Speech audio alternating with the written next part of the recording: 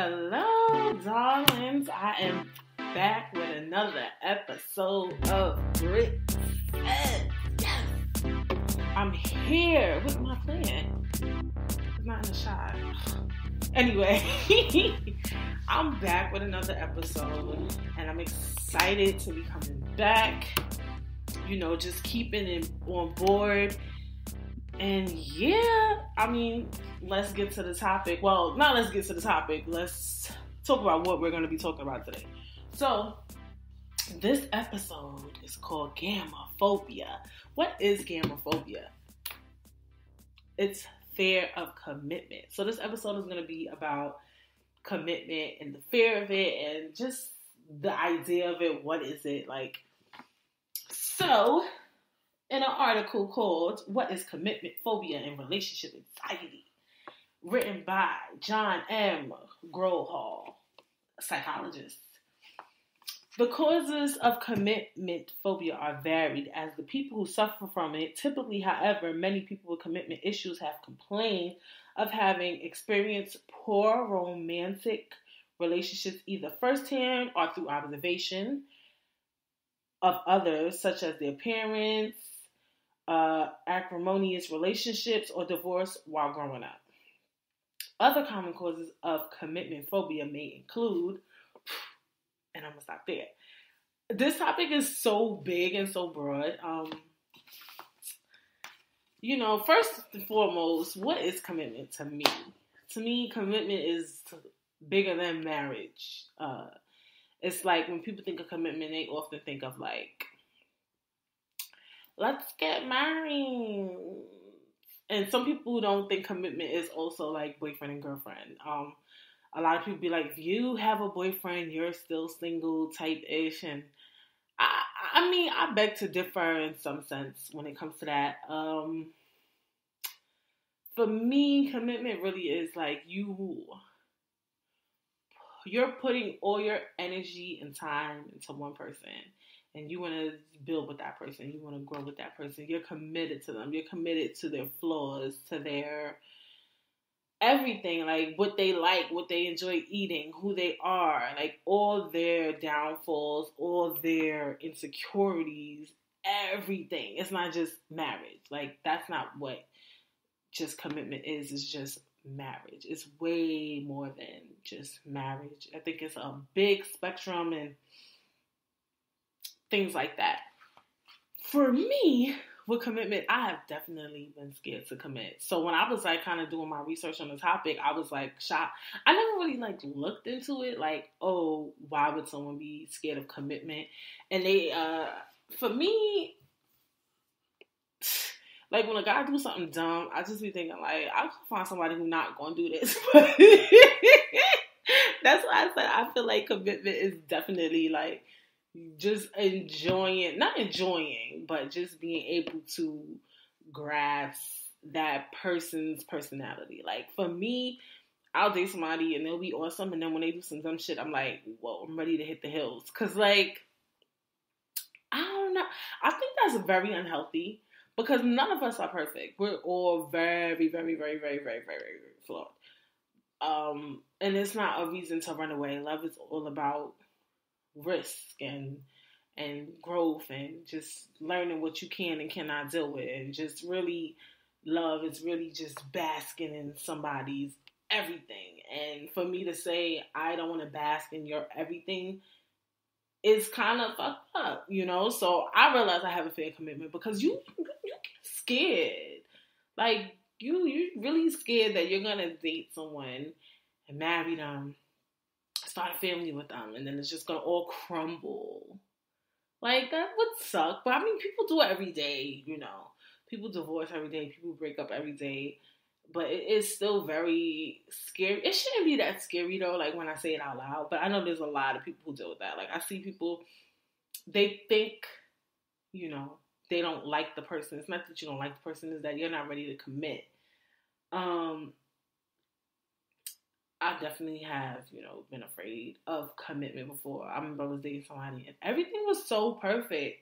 And I was just like, nah. Like, I was just trying to find every little nook and cranny that was wrong with him, and I was like, I'm going back on the road. Like, I'm about to go out and go date again. Like, dead serious. And that's very, very, like I said, very, very unhealthy.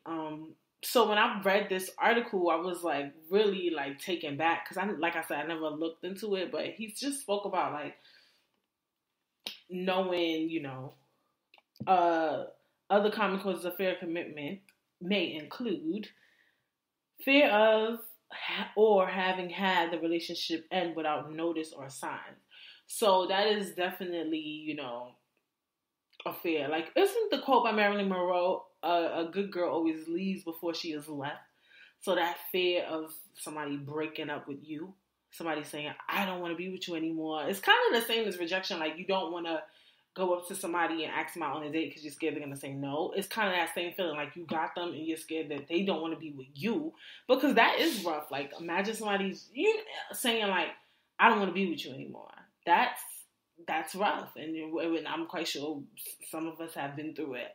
I have never, I'm usually the one that say, I don't want to deal with it. Because like I said, I have fear of commitment. Am I scared of being left first?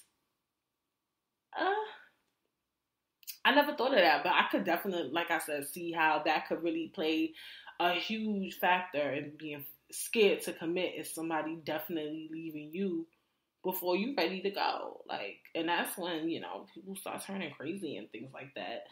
Definitely, a fear of not being in the right relationship. I think that's probably like one of the biggest ones. Like, am I really supposed to be with this dude? Am I really supposed to be with this person? Like, is this the person for me? Like, is this my soulmate? That big word, soulmate. Like, is this really the one? Like, and you know what? He may not. And that's what I said. Love is a risk. Like, you may be with this person for 6, 7, 10 years. So you feel like, oh my God, I wasted 10 years of my life with this dude. And he ain't even the one. And it happens. Like, that is a big fear. That's a big fear for me. 10 years on some shenanigans? Like, I can't. Like, I can't. It gotta be some dope like, I feel like if you waste 10 years with somebody, like, the first 5 years gotta be dope as fuck. Not even, like, maybe the first 7, and then, like, the last 3 is when you realize, okay, we need to divorce. Like, I feel like it had to be good, really, really good at one point. Not for a month, not for 6 months. I mean, for years, it was dope as ever. And then towards the end, you was like, nah. Like, it had to be, like, super dope. Like, of course, every relationship is going to have its little intricacies, like, little errors and little downfalls. But I want to have more good moments than bad moments. But then again, if you have more good moments than bad moments, maybe y'all meant to be together. Stay woke. I mean, maybe y'all just meant to be friends, too. Like, you could have a dope-ass guy friend, a dope-ass girlfriend, but y'all not really dating? Nah, that's crazy. I mean, that's a different topic, sis. Like, how do you know when it's the right one? Like, you just know. And I feel like if you willing to leave, like, you really willing to dead ass end it all, yeah, I ain't meant to be. Like, if you was really dead ass, like, I'm out, packed up all your shit, and you really left for mad long, like, I think it's really pretty much canceled at that point. Like, I don't really think it's, meant for y'all to really be together at that point. Like, truthfully. I mean, yeah, definitely. Like, I don't think it's really, the time, I think if you really walked away, you'd be surprised though, because my parents, they were separated for 6 years and then they got back together. It's very unhealthy. But, I mean, to each his own. Fear of or having been in an unhealthy relationship. That is, Chile. Yes, like that fear of dating someone and it's going to be unhealthy than a motherfucker. Because You know, you had like maybe your boyfriend, you was dating somebody, and that shit was just wild, unhealthy, mad, toxic, and you just like, I ain't about to commit to this bullshit. Like no, like, oh, that's like a big, humongous fear. It's like being in such an unhealthy, toxic ass relationship, like for years, for years. Like I'm not dealing with that. I'm not dealing with that. Mm-mm. But no relationship is perfect, and I feel like that's something we really got to keep in mind if you're really afraid to commit. Nothing's perfect. No job is perfect. No relationship is perfect. Nothing is really perfect.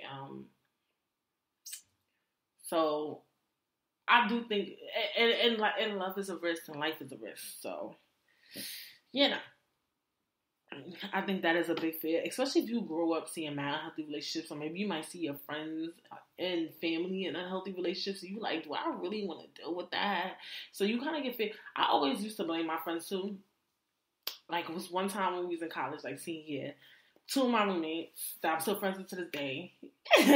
I wouldn't say their name of that, but I remember at one point in time they both was like dealing with a situation with their boyfriends at the same time. So I would go to class, I would come home, and they would just be crying. That's unhealthy. Like I can't. So I'm coming home and I'm seeing them at one point really in love, sending their boyfriend gifts because we was in college. And well, they weren't. They were. One of them was kind of a long distance relationship. They wasn't really long distance. They lived at home. So basically, she was from New York. Her boyfriend lived in. Well, she was from New York City. Her boyfriend lived in New York City. My other friend, her boyfriend, she was from Syracuse. Her boyfriend lived in Syracuse. So it was just, they lived in their hometown while they were in school. Whatever the case may be, I remember, you know, they would have their good days and they would have their bad days. But I remember at one point both of them were in a real rocky time at the same time. So I would come home from class and I would come home in tears, just crying, watching TV in tears. I'm just like, what happened? Why are we crying? Like, just imagine that, like, seeing that type of love sometimes. And I get it, it happens. Then one day I'll go to one of my friend's room. I'll come back from my friend's room. Get your girl, she crying, like, go get your friend. Like, what? I'm like, why the fuck are y'all crying? Like, really? And it'll be like real tears. Or living with your friends and like seeing them and their boyfriend fighting and arguing is just like, shit is toxic as fuck. Like, it messes with you. You be like, oh, I ain't telling with that. Especially when you're younger. Like, I was like 20 at the time. I was like, oh, I damn sure don't want a boyfriend. Y'all feel me? Okay? Because I already was fucked up in the head. I ain't need a nigga having me crying tears every 25 minutes of the day. We not going to do that. We're not going to commit to that. Like, so for me, that could play a role. Because watching that made me say, I'm definitely not committing to anyone right now. And I probably could have found my whole entire husband at 20. But I wasn't ready for that. I was like, I'm not doing commitment, honey. I'll date. But I'm not about to, you know, be full blown. Oh, I got this hole in my shirt. This is a natural hole. I know for the people listening, y'all like, why is she talking about a hole in her shirt? Because some people, you know, watch on YouTube. But whatever the case may be. I mean, seeing, you know, people go through rough patches in a relationship definitely can play a big role in commitment. Like, and seeing certain things. I wouldn't say it was toxic, because people argue and it makes you want to cry when you're super passionate and you super love someone. So you never know. And then you can see infidelity. You can see abuse, like a guy who's a chronic cheater, cheating for a very weird reason. Right now, I say that doesn't scare me. I'd rather, that's a different topic, but I'll say it aloud right now, be with a cheater than be with like an abusive boyfriend, or maybe somebody who's like a psychopath. Like, I really would rather deal with that. But that's a different topic. But I know that some girls are very afraid of being cheated on, especially if they've been cheated on constantly, over and over and over and over again. Fear of abuse. I ain't gonna front. I'm scared of abuse too, because we all like to say, I would never let a man put his hands on me. But why is there so many girls that's out here having dudes put their hands on them and they stay in those relationships? It must be some real psychological crazy shit. And that's something I'm scared to be dealing with.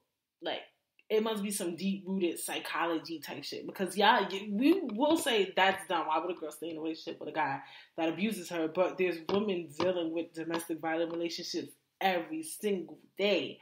So it's obviously this strange topic that we can't really relate to, obviously, unless we were in it before or have not a chance. Nobody wants a chance to be in a domestic violence relationship. But it's definitely a weird topic. That's why I don't judge people who have been in them, because I feel like, why is it so common? You know? Don't say that girl is dumb because she's in a abusive relationship. It's obviously some deep-rooted wicked shit. Like that dude is wild crazy. Like, he's really fucking with their head. Like, I know, you know, of people who've been in abusive relationships for very, very long. So that's I don't know if I'm gonna let somebody put their fucking hands on me. I'm gonna have to be done, go to jail. And then I really don't want to go to jail, like, at all. Like, I feel like I would do real good, though, in jail. Like, I'm very friendly, very nice. I feel like I would make friends. Weird, but true. I feel like I would be a vibe, straight doing comedy in there, like, yeah. For beating a nigga ass, yes. I will beat a nigga's ass. I will stab him. If you put your hands on me, I'm gonna have to really end your life. You know? But like I said, I've never been in that situation. And I don't judge girls who have. Because, like I said, it's all too common. So it must be, you know, something that, you know, is very, very hard to walk away from. The next thing is trust issues because of past hurts by those close to the person. I think when they say that, then obviously not talking about relationships, they mean somebody close, like your mom, your dad, your grandma, like somebody real close really violated your shit. Like, damn, that's deep. That's deep. You dead scared to commit because of some fucked up shit. Somebody real close to you that's not somebody you dated did some crazy shit to you. That's deep. And see, that goes back to mental health. That's when you got to get therapy. You got to talk to somebody about that, because you can't really be out here comparing not a regular person, but like an uncle, a mother, a father to a man, a companion. And I could definitely see how those two correlate, though. And that's really deep. Very, very deep. And that goes to, you know, girls who didn't have their father in their life. I really see that. I mean, it's very deep rooted. Your fear of they're gonna leave. Or some girls, you know, who had their father in their life for a while and then he left, they enjoy the idea of short-term relationships. And, because they had a short-term relationship with their father. So, it's very interesting. And I definitely can see how that plays a role. But the only true way to fix that to me is like therapy, talking to somebody. Because you can't fix that with a guy. You can't fix that with a man. Like, there's no way to really fix something like that. Like, unless you get some type of help. But that is deep, though.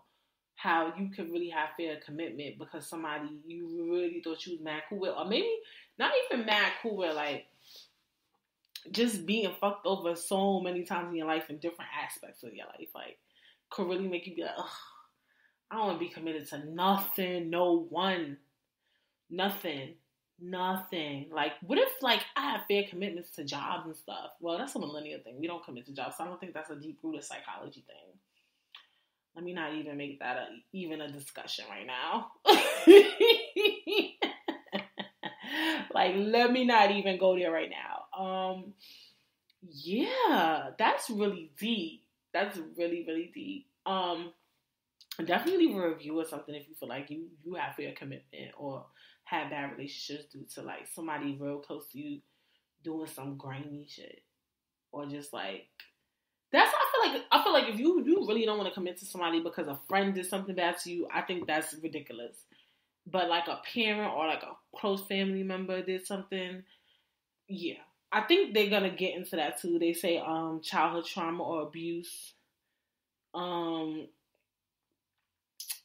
Yeah, definitely. That plays in trust issues too. I guess maybe they meant that too. Like if somebody in your family like touched you or abused you or something like that, you can have like trust issues with men and people in general. Very toxic. The only way to fix that, like I said, is therapy. I think that definitely could give a person some real life commitment issues in all aspects of life. Unmet childhood needs or attachment issues. Ugh. Ugh. But how can attachment issues relate to commitment, though? Attachment issues and commitment. If you, like, unattachable, like, you don't get attached to people. Or if you get too clingy with someone, like, if you're the type of person that, like, you used to be, like, real clingy, and then that person dumped your shit, now you don't want to be clingy no more. That's an unmet needs. We all got unmet needs, honey. You gonna get unmet needs in every goddamn relationship, anybody you dating, because, like I said, nobody's perfect. Like, shout out to the people who feel like they met their perfect person. Like, he ain't so perfect for me. No, the fuck he's not. Nobody's perfect. How this person so perfect for you? Like, you're always gonna get unmet needs.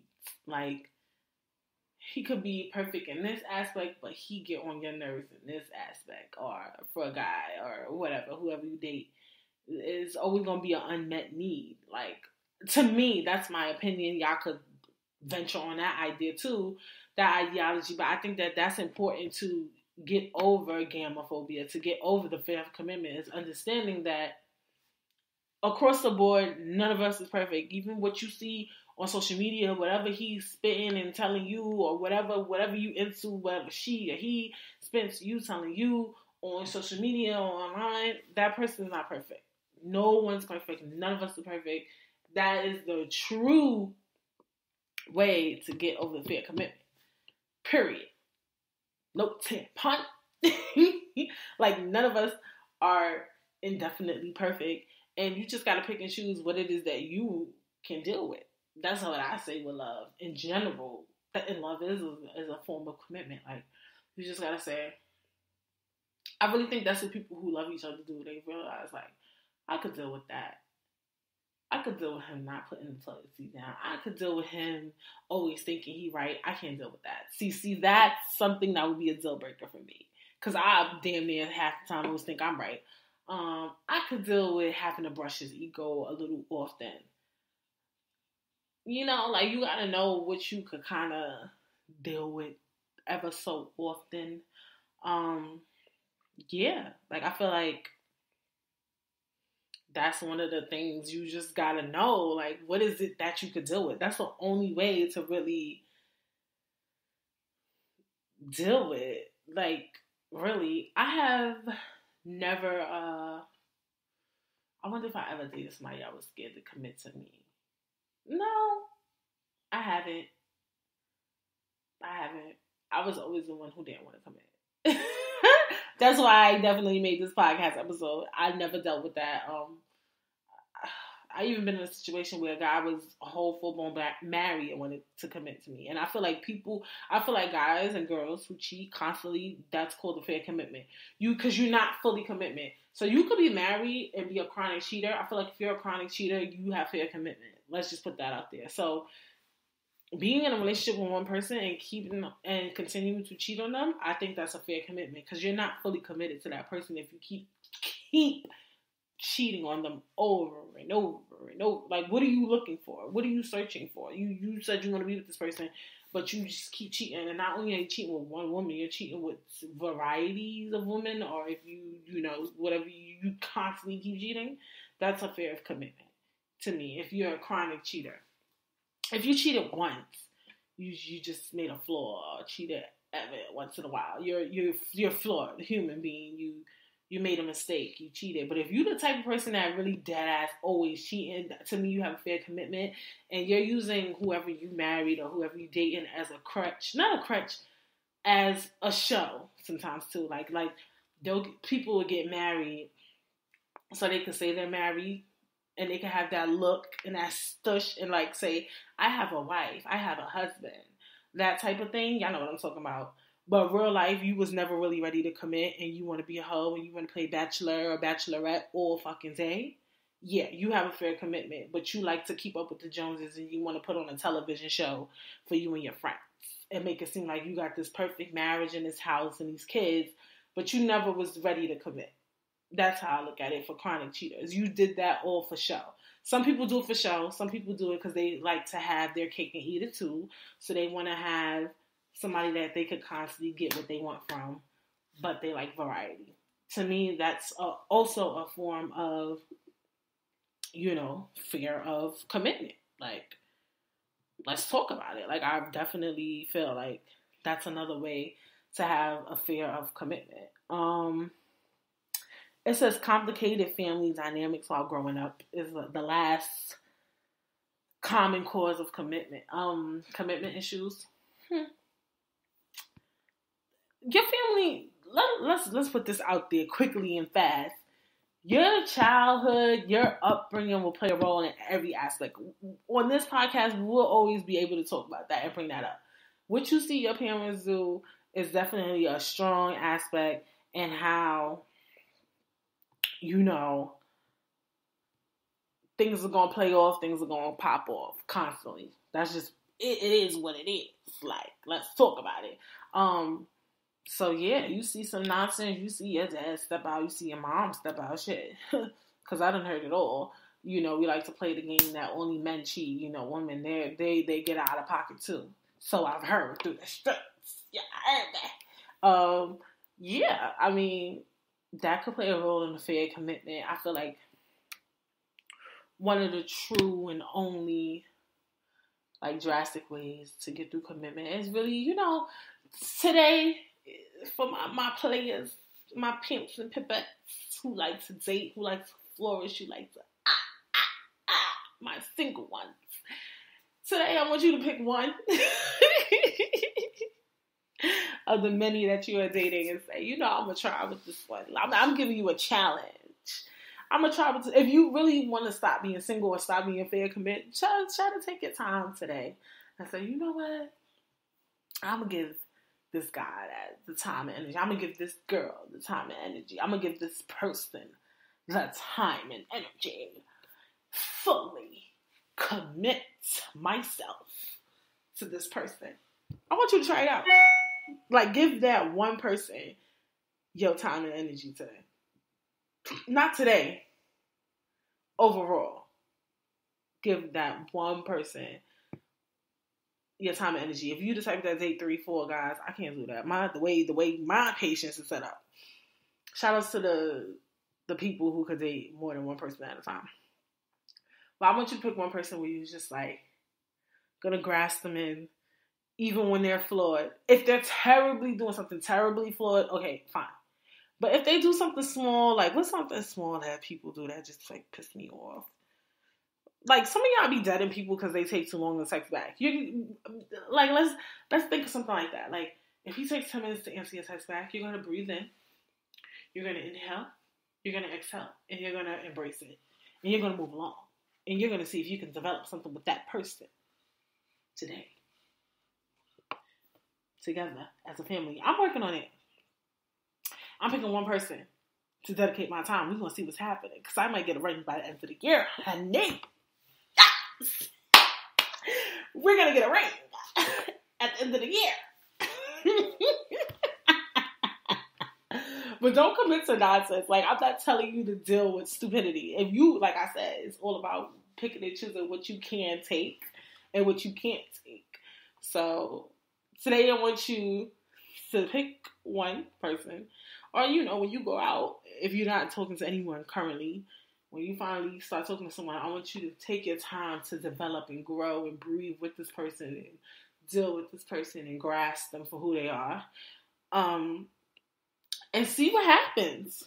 I really think fear of commitment is really what's pushing us back and just shaking us up and riling us down right now. And I just want us to really focus on that. So that's what I want you to take away from this episode. So thank you for listening. I will see you next week.